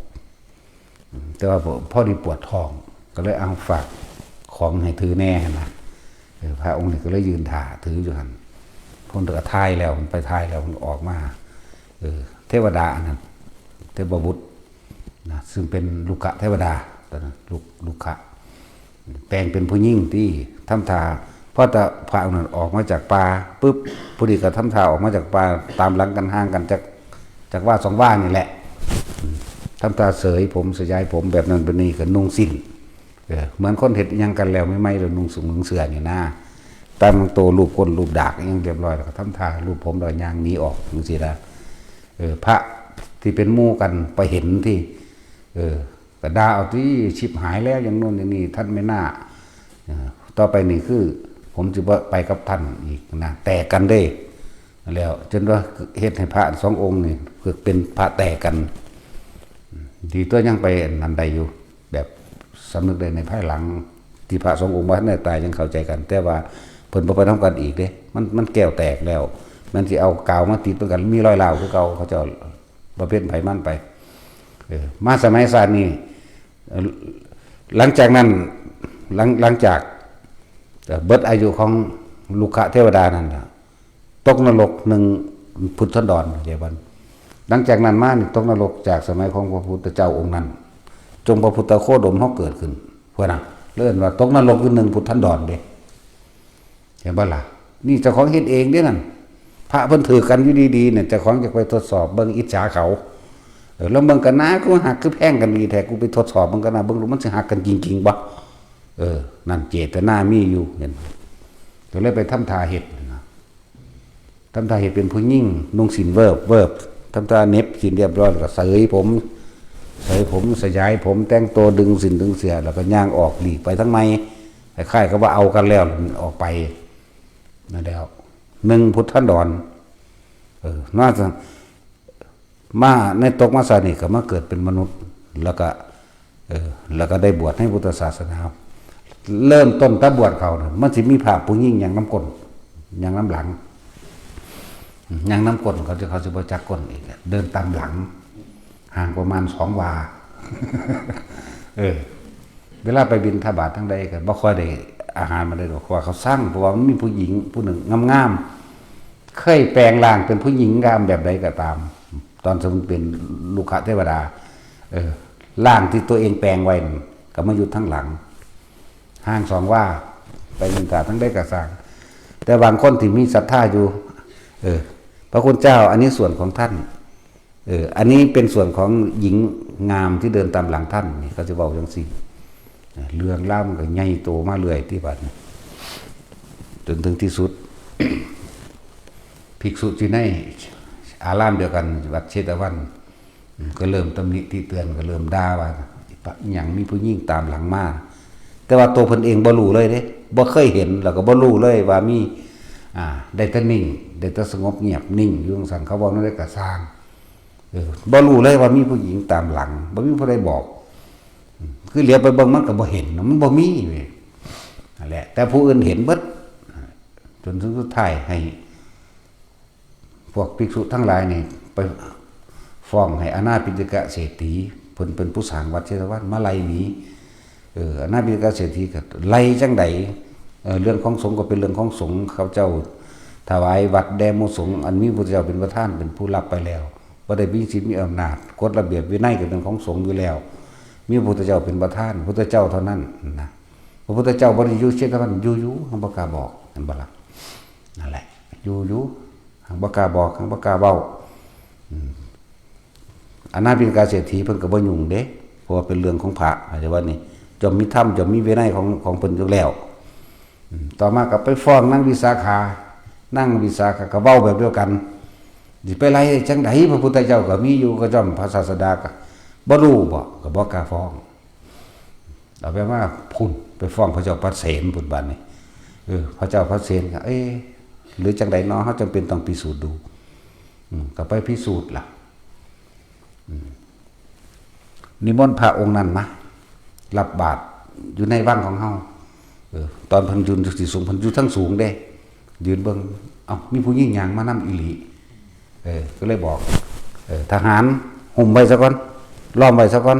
เพิ่นก็ฟ้าวลงไปเบิ่งเพิ่นพิสูจน์พอไปติดโตพระนั่นปึ๊บรูปหญิงนั้นหายแล้วเบิ่งพุ่นเบิ่งพี่ก็บ่มีบอกพระคุณเจ้าหญิงที่เดินตามท่านมาไปไหนแล้วนั่นตั้งแต่อาตมาบวชมาอาตมาบ่เคยรู้ได้ว่ามีผู้หญิงเดินตามหลังเข้าใจบ่ล่ะ ทั้งสั้นแล้วเอามื้อนั้นก็ใส่บาตรไปซะก่อนบัดนี้ก็ให้อันทหารไปล้อมกุฏิไว้เรียกว่าล่ะวันเพิ่นกลับไปวัดแล้วนั่นน่ะไอ้พวกทหารทั้งหลายสายสืบทั้งหลายนี่ไปล้อมกุฏิไว้ว่ามีสิมีผู้หญิงบ่เพิ่นเข้าในกุฏิก็บ่มีแต่ว่าบัดเพิ่นออกมาน่ะมีจนเป็นที่แน่ใจแล้วมีผู้หญิงอีหลีเด้เวลาสิออกไปข้างนอกหรือมีผู้หญิงเดินตามหลังพระเจ้าค่ะทั้งเอาพิสูจน์อีกวันนี้เอาทหารไปหลายเขาล้อมไว้พอตะเพิ่นออกมาปุ๊บก็รายงานพระเจ้าเปรตกับพระเจ้าเปรตก็ไปเบิ่งถ้าเบิ่งไกลๆก็มีผู้หญิงพอแต่เห็นว่าผู้หญิงปุ๊บบัดนี้ให้อันทหารนั่นทหารเข้าไปครึ่งประตูเอาไว้ยันผู้หญิงพวกนั้นแลนลี่เข้าไปได้กุฏิเข้าใจบ่ล่ะพวกโทษทั้งหลายจงไปปิดทวารบานประตูตลอดทั้งหน้าต่างเอาไว้ทหารก็แลนเข้าไปปิดไว้บัดเข้าไปใกล้กับบ่มีผู้หญิงผู้นั้นนั่นบ่ล่ะนั่นแหละเรื่องที่นี่ก็เท็จตั้งใดออกมาไกลกันเห็นเข้าไปใกล้กันบ่มี จนสุดท้ายครับจนว่าได้ให้พระพุทธเจ้าละเป็นผู้มาตัดสินแต่ว่าเรื่องมันมียาวกว่านั้นอยู่เด้หมู่ภิกษุสงฆ์ทั้งหลายแล้วนี่แต่เพิ่นแบบว่าเพิ่นอดบ่ได้หมายถึงพระอย่างหนึ่งทาธนะอย่างนี้แหละ อดบ่ได้ก็เลยด่าท่อพวกท่านทั้งหลายเป็นพวกทุศีลพวกท่านทั้งหลายเป็นผู้บ่มีสัจจะพวกท่านทั้งหลายเป็นคนหยาบคนชั่วช้าอย่างก็เว้าไปนะหมายถึงพระองค์นี่ด่าภิกษุทั้งหลายดังนั้นซะก่อนเรื่องเลยใหญ่ขึ้นจึงถึงสุดท้ายแล้วพระแล้วนั่นก็ด่าพระองค์นี้คือกันว่าซัวซาเลวซ้ำได้ล่ามการด่าไปถึงหอดพระเจ้าพระเสนว่าพระเจ้าพระเสนเรียกว่าอุปถากภิกษุเลวภิกษุชั่วภิกษุต่ำช้าทั้งนี้ก็เว้าภิกษุท่านทั้งหลายนั่นแหละต่ำช้าเลวชั่วไม่มีสัจจะยังก็ว่าไปแต่สุดท้ายก็ถึงพระพุทธเจ้าละพระพุทธเจ้าจึงมาเว้ามาถามทาธนะอย่างนี้ละเธอได้พูดอย่างนั้นจริงหรือคนตะกี้มีสัจจะเด้จริงพระเจ้าค่ะทำไมเธอไม่สงบปากทำไมเธอไม่สงบคำเหมือนดังที่เธอเคยเป็นนะเพิ่นก็จึงบอกเรื่องเล่าว่าภิกษุทั้งหลายแล้วนี่เป็นภิกษุชั่วภิกษุเลวก็บอกตอนไหนเด้ล่ะว่าข้าพเจ้านี่มีหญิงงามเดินตามหลังตลอดทุกอย่างก้าวซึ่งตัวกับผมเองบ่รู้เลยนั่นแหละบัดก็ถามภิกษุเหล่านี้เหมือนกันเธอได้กล่าวภิกษุทาธนะอย่างนี้แหละ อย่างนี้เลยจริงพระเจ้าข้าคือกันที่นั่นก็เลยตั้งไฟตั้งจริงใส่กันเลยสันไม่เห็นนะเอาพระเจ้าเป็นเสนมาอีกพระเจ้าเป็นเสนก็จริงพระเจ้าข้าเหมือนกันแต่ว่าเมื่อเดินเข้าไปใกล้ไม่เห็นเลยพระเจ้าข้าเลยนี่เพิ่นที่พิสูจน์ให้ยักษ์บ่ล่ะเจ้าพระเสนตอนที่ว่านิมนต์ให้พระคุณเจ้าองค์นี้ไปรับบาตรอยู่ในวังเมื่อข้าพระองค์ขึ้นไปอยู่ที่ปราสาทล้วงลงไปก็มีหญิงงามเดินตามหลังห่างประมาณ2 ว่าพอถ้าเข้าไปใกล้แล้วบ่เห็นแม้กระทั่งทำการพิสูจน์ว่าไปล้อมที่กุฏิแล้วให้พระองค์นี้ออกมาเนี่ยเข้าไปปิดบังซึ่งประตูหน้าต่างไว้เพราะเข้าไปติดตัวพระองค์นี้แล้วก็บ่เห็นผู้หญิงนั่นแหละพุทธเจ้าก็เลยเว้าอดีตนิทานให้ฟังเมื่อครั้งศาสตร์ก่อนที่แล้วในสมัยของพระพุทธเจ้ากษัตริย์พระภิกษุองค์นี้นี่ได้เกิดเป็นลูกเทวดามีพระ2 องค์นี่แหละเป็นเพื่อนกัลยาณมิตรที่ดีแต่ว่าเพิ่นเธอเป็นคนที่มีความอิจฉาแน่ก็เลยอยากลองกันแกล้งลองเบิ่งนะ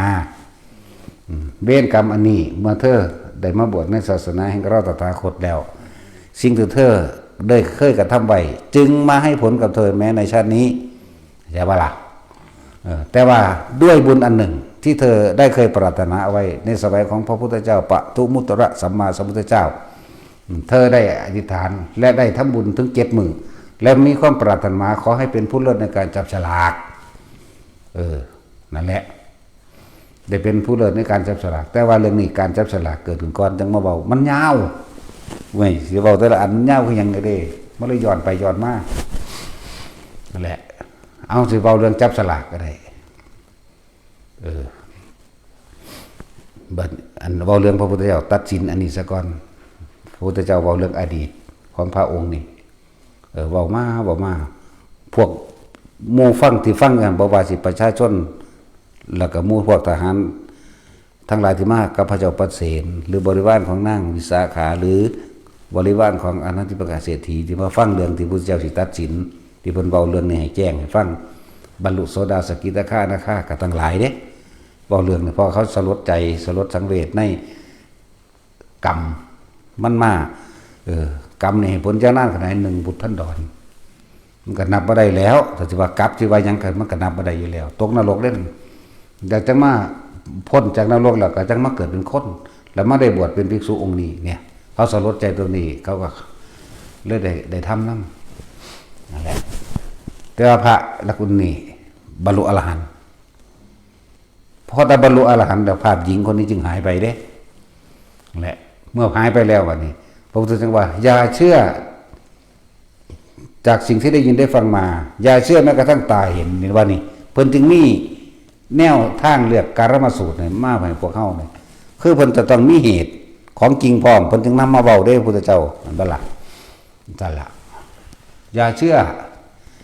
จากการได้ยินได้ฟังนะสืบต่อกันมานั่นบ่ล่ะอย่าเชื่อเพราะตาเห็นบ้านธรรมดาตาเห็นอยู่มันก็บ่เป็นตาเชื่อบ่ให้เชื่อมั้ยเชื่อหยังเชื่อว่าผิดจริงหรือไม่จริงเพิ่นบ่ให้พวกเฮายืนยันตัดสินอีหยังใช่บ่ล่ะขนาดตาเห็นยังบ่ให้ไปยืนยันตัดสินว่าผิดว่าถูกเหมือนกันกับที่หลวงปู่มั่นเพิ่นว่าไว้นั่นแหละการตำหนิติเตียนบุคคลผู้อื่นแม้บุคคลผู้นั้นจะผิดจริงก็ตามเป็นการแส่เรื่องกังวลเร่าร้อนเข้าสู่หัวใจของเจ้าของดีๆนี่เองเพิ่นบ่ให้ยุ่งเลยล่ะถ้าสิเว้าล่ะเพิ่นบ่ให้ไปยุ่งเรื่องของไผเพิ่นให้เบิ่งตัวเองก็หมายเพิ่นพระองค์นี้บรรลุอรหันต์แล้วนั่งอีหยังล่ะพูดอยู่เมืองไกลๆพุ่นล่ะเพิ่นนั่งยังวะอุตรานั่งอุตราเพิ่นไปได้ผัวอยู่พูนอยู่เมืองอื่นไกลๆผัวเพิ่นเป็นมิจฉาทิฐิใช่ป่ะล่ะแต่เพิ่นอยากสงเคราะห์เพิ่นก็ได้ดอกไม้8 กำเพิ่นก็เลยอาราธนานิมนต์พระพุทธเจ้าทั้งอากาศโยนดอกไม้ขึ้นกลางอากาศตอนขอพระศาสดาตลอดทั้งพระหมู่ภิกษุสงฆ์500ได้มารับทายทานของข้าพเจ้าในวันพรุ่งนี้ด้วยเถิดดอกไม้นั่นก็พุ่นไปกลางกันอยู่ต่อหน้าพุทธเจ้าพุ่นพุทธเจ้ามันก็รู้โดยพญาณของพระเองฮู้แล้วว่าผู้อื่นต้องไปรับบาตรพุ่นเมืองไกลๆพุ่นเมืองยังละลืมชื่อแล้วล่ะมันหลายทางอย่างละลิฉวงชวียังพุ่นละไกลๆพุ่นละเพิ่นก็เลยอานนท์เธอจึงคัดลอกภิกษุเอาทั้งหมด500เอาเฉพาะภิกษุที่เป็นอรหันต์จากบาลาเอาเฉพาะภิกษุที่เป็นอรหันต์ที่นี่พายุในหันกันหลายได้สัตว์ก็อรหันต์ทั้งหลายแหละพาโน้นเรื่องให้ไปจับไม่สันไม่เง่านะให้ได้500 องค์ป่านนี้พระองค์นี้ที่ว่าถือกันผู้ทรงตำหนินี่แหละแต่เพิ่นบรรลุอรหันต์ได้เหลืออยู่ไม่สุดท้ายนี่สิไปให้อันทาธนะอย่างนี้แหละละกุณธนะอย่างนี้แหละโอ้ยมันเป็นแมงยังจำบ่ได้เดี๋ยวนี้ซื้อซ้ำนี่นึงก็เลยเนาะเป็นตาศูนย์ยังเด้นี่บัดสิเว้าคันจำบ่ได้บัดบ่เว้าคันจำได้เบิดเอาโลดหามึงนี่ไปจับไม้ขึ้นมาได้มาสั่นได้ไปน้ำโมพระอานนท์ว่าเอ้าคือพระองค์นี้มีคดีอยู่เดี๋ยวนี้คือได้จับไม้นี่ได้นะเธอต้องกลับไปดูใหม่ว่าซั่นพระพุทธเจ้าบอกเพิ่นเลยแสดงฤทธิ์ให้เบิ่งหมายถึงพระองค์นั้นก็เลยได้ไปคือพระอานนท์สงสัยนะพระอานนท์ก็บ่แม่นพระอรหันต์ได้ล่ะคือได้ไปบุเนาะ เจ้าของก็บ่แม่นพระอรหันต์นี่คือได้ไปนำเขาบุแล้วคือว่าแล้วว่าไปอุปถากพระเจ้าไปโดยฤทธิ์ของผู้อื่น บ่เห็นไปโดยฤทธิ์เจ้าของบ่มีฤทธิ์หยังพระอานนท์บ่ได้มีฤทธิ์เดชหยังเด้ไปโดยฤทธิ์ผู้อื่นพุทธเจ้าว่าเอาแต่พระอรหันต์แต่ของบ่แม่นพระอรหันต์กันเอาแต่ของไปอยู่เนาะ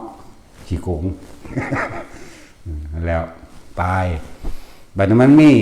อันหนึ่งที่เป็นเรียกว่ามีราคาสูงอันหนึ่งเขาเลยมีการจับฉลากมาจากว่าล่ะพระองค์นี่แหละทาธนะละกุณธนะยังนี่แหละเชื่อพระผู้มีความประพฤติชั่วแต่แปลเป็นภาษาเฮานั่นแหละกันไปจับได้สติบัดนี้ของนั้นมีราคาสูงกว่าหมู่อย่างว่าล่ะพระ500องค์นี่เพิ่นกันไปจับได้เพราะว่าในอดีตชาติปูนไหลมาแตสมัยพระพุทธเจ้าปฐมมุตระกุศลกรรมนั้นจึงให้ผลกับเธอในชาตินี้นั่นเบิ่งดูแต่ว่าอันของพระพุทธกัสสปะนี่มันเป็นคลุกรรมว่าใช่มันไกลกว่ากันกรรมปากข้อพวกนี้เอื่นว่ากรรมปากข้อก็ได้มาให้ผลในชาตินี้แต่ว่าอันพูนบัดนี้ไม่ถือไล่มันเท่าใดแสนกลับปุระไปหรือสิ่งหนึ่งอสงไขยแสนกลับปุระที่เคยปรารถนาเอาไว้นะว่าขอให้ข้าพเจ้าจงได้เป็นผู้เลิศทางการจับสลากนั่นแหละพุทธเจ้าเลยประกาศว่าเธอเป็นผู้เลิศทางจับสลากบัติจับสลากยังกระสร้างพระองค์จับได้เบิดหมายถึงว่าสลากที่มีราคามากกว่าหมู่เพิ่นท่านไปตั้ง7 มื้อกับพระพุทธเจ้าปทุมุตระตลอดทั้งหมู่สาวก2 ล้านองค์คนได้ท่านอยู่7 มื้อคนได้ขนาดนั้นแหละและพูดถึงเรื่องของกรรมบอกว่าเฮาสิเฮ็ดไว้อสงไขยได้ก็สร้างมาถึงเวลาได้รับคือเก่าถ้าบ่อยากรับก็อยู่ในลมหายใจอยากบ่ อานาปานสติเป็นที่ป้องกันอกุศลกรรมทั้งหลายเทวดามารพรหมทั้งมนุษย์และอมนุษย์ทั้งหลายไม่อาจสามารถทำอันตรายใดๆกับพวกเธอได้เลยเพิ่นจึงบอกให้พวกเฮามีสติทุกเมื่ออยู่ในการทรงฌานเจริญฌานด้วยอานาปานสติลมหายใจอย่าหนีห่างออกจากกายเวทนาจิตหรือเรียกว่าสติปัฏฐาน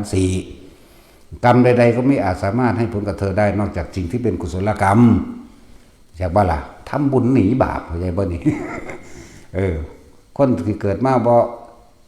สัวบ่เลวเลยบ่มีดอกเลวทุกคนนั่นแหละคนที่เกิดมาไม่นินทาผู้อื่นไม่มีในโลกจะบอกเขาคางเจ้าของเด้อไผก็ได้คนไม่ถูกนินทาไม่มีในโลกโอ้แม่นจังเม็ดมึงหังนินทาเจ้าของคักโดยเฉพาะกูเข้าใจบ่นั่นแล้วก็เป็นธรรมดาตัวเขาด่าเฮาก็สร้างหิแมนเป็นหยัง ก็ด่าขึ้นก็ได้ตัวเนาะตัดสิน คนไม่นินทาผู้อื่นไม่มีในโลกใจไว้มองนี้นะโดยเฉพาะกูนี่แหละบ่แม่นว่าคนไม่ถูกนั่นอยากมาแต่ของดีติเนาะแต่ดีมาเกิดเหตุหาแหมงหยัง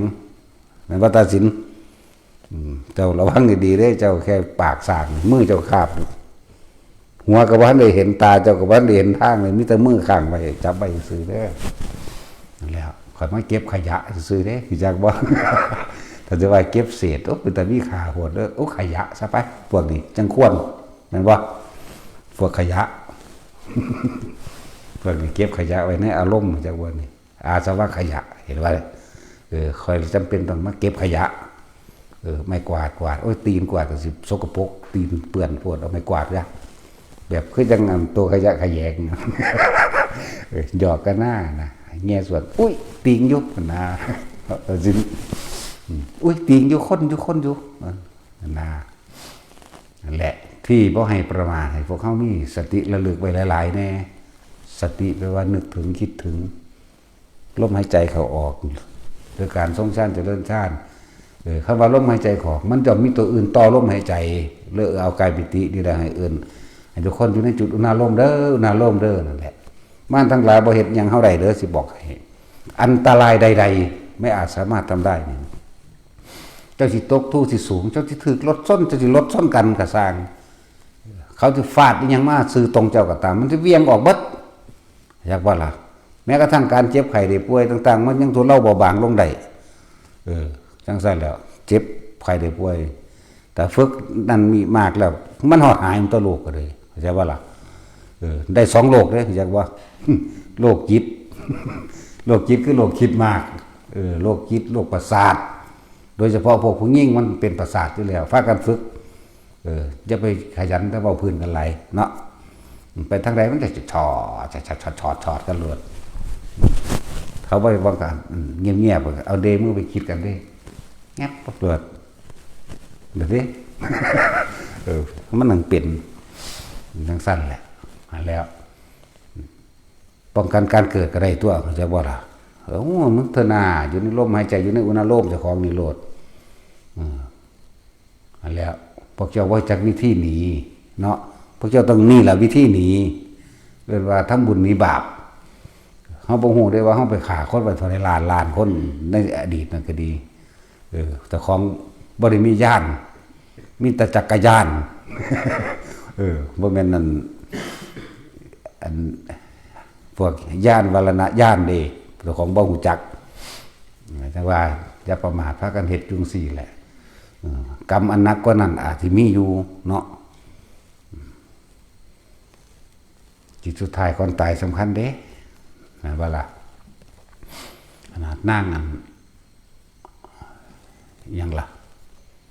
ตกนรก7 มือไหมไม่ชื่อซื้ออะไรอีหานี่มันคือชื่อจากเลยวะมันซื้อวางใดอีหานี่0ละบาทนี่ฮะนางมาริกาทำบุญมาตลอดได้นั่งอันนี้ก็เลยทำบุญมาตลอดบาสิตายไปคิดถึงพอของเอากันกับหมาหนึ่งไหม ตกนรกอยู่7 มือไหมแต่ว่ามันก็เสี้ยวเดียวของนรกนั่นอยู่แต่มัน7 มือมนุษย์จากว่าล่ะมัน7 มือมนุษย์ได้นั่นนะทำบุญมาตลอดได้นั่นแหละคนบ่เคยทำบาปไปนึกถึงบาปอันเดียวเท่านั้นเนี่ยจะเป็นพุทธศาสนาในทิศทานสมตัวเห็นบ่ล่ะตกนรกได้ทั้งพระเจ้าพระเสนกับนิมนต์พระพุทธเจ้ามารับท่านอยู่ถึง7 มือเห็นบ่ล่ะสิถามมือแรกก็ลืมมือ2ก็ลืมมือ3ก็ลืมฮอดพุ่นละมือที่7บัดขึ้นมาแล้วคนเด้จังว่าโอ้เธอไปสวรรค์มาสั่นดุสิตดีใจมันตัววันนี้แต่ลองเบิ่งมือนั้นเบิ่งแน่เบิ่งหน่อยล้วน แต่สอบมือที่2ว่าโอ้ยตกนรกอยู่ตอนนี้โอ้ยศรัทธามันคลายเด้เห็นบ่ล่ะพระนางบริกาเป็นผู้มีความชาญฉลาดในการทำบุญหลายอย่างที่เป็นชาญฉลาดหลายอย่างมันที่เป็นแก้ปัญหาเพราะว่าสิเป็นเรื่องบูชายันของพระเจ้าพระเสนสิ่งของอันเป็นที่รักมั่งต่างๆช้างม้าวัวควายยังละ500มั่งเพราะว่าสิเป็นการทำบุญหาพ่อเพิ่นพระมหาโกศลพอเพิ่นตายมันทำบุญหาสิก็ต้องเอาง้อเอาควายไปทำบุญหางไปเห็นบ่ล่ะนั่นแหละนี่ก็คือพอไปถามพระพุทธเจ้าผู้เมียว่าหลายอย่างท่านสิทธาทานมื้อนี้สนะได้เพราะว่าเพราะปัญญาของนางมาริกาพาเหตุจังอันทานอันยิ่งเหนือกว่าปวงชนทั้งปวงคือเอิ้นอธิสัทธานไม่มีบุคคลทำได้เหมือนนั่นแหละก็นั่งอันนี้ได้แหละเป็นผู้พาเหตุเป็นสนะใดแต่เราบอกว่าโอ้นางมาริกาไปตกนรกศรัทธานี่คลายทันทีเบิดความเชื่อถือในพุทธศาสนาจากว่าละเพิ่นเป็นเสาหลักอยู่แล้วกษัตริย์ทั้งหลายนี่เป็นเสาหลักให้ประชาชนเด้ก็ปกป้องในพุทธศาสนานั่นแหละชนชาติใดที่มีพระมหากษัตริย์ชนชาตินั้นชนชาติใดที่มีพระมหากษัตริย์นับถือศาสนาใดศาสนานั้นจักเจริญรุ่งเรืองเห็นบ่ล่ะเป็นทั้งสั้นพวกเข้าชาติศาสนาพระมหากษัตริย์พระมหากษัตริย์เรียกว่าเป็นพุทธอุปถมภก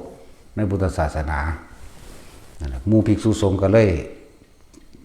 อยู่ในความดูแลแล้วก็ปลอดภัยจากอันตรายหลายๆอย่างอยู่เด้ฉะนั้นหมู่เฮาภิกษุสงฆ์ทั้งหลายเฝ้าปฏิบัติเอาเนาะ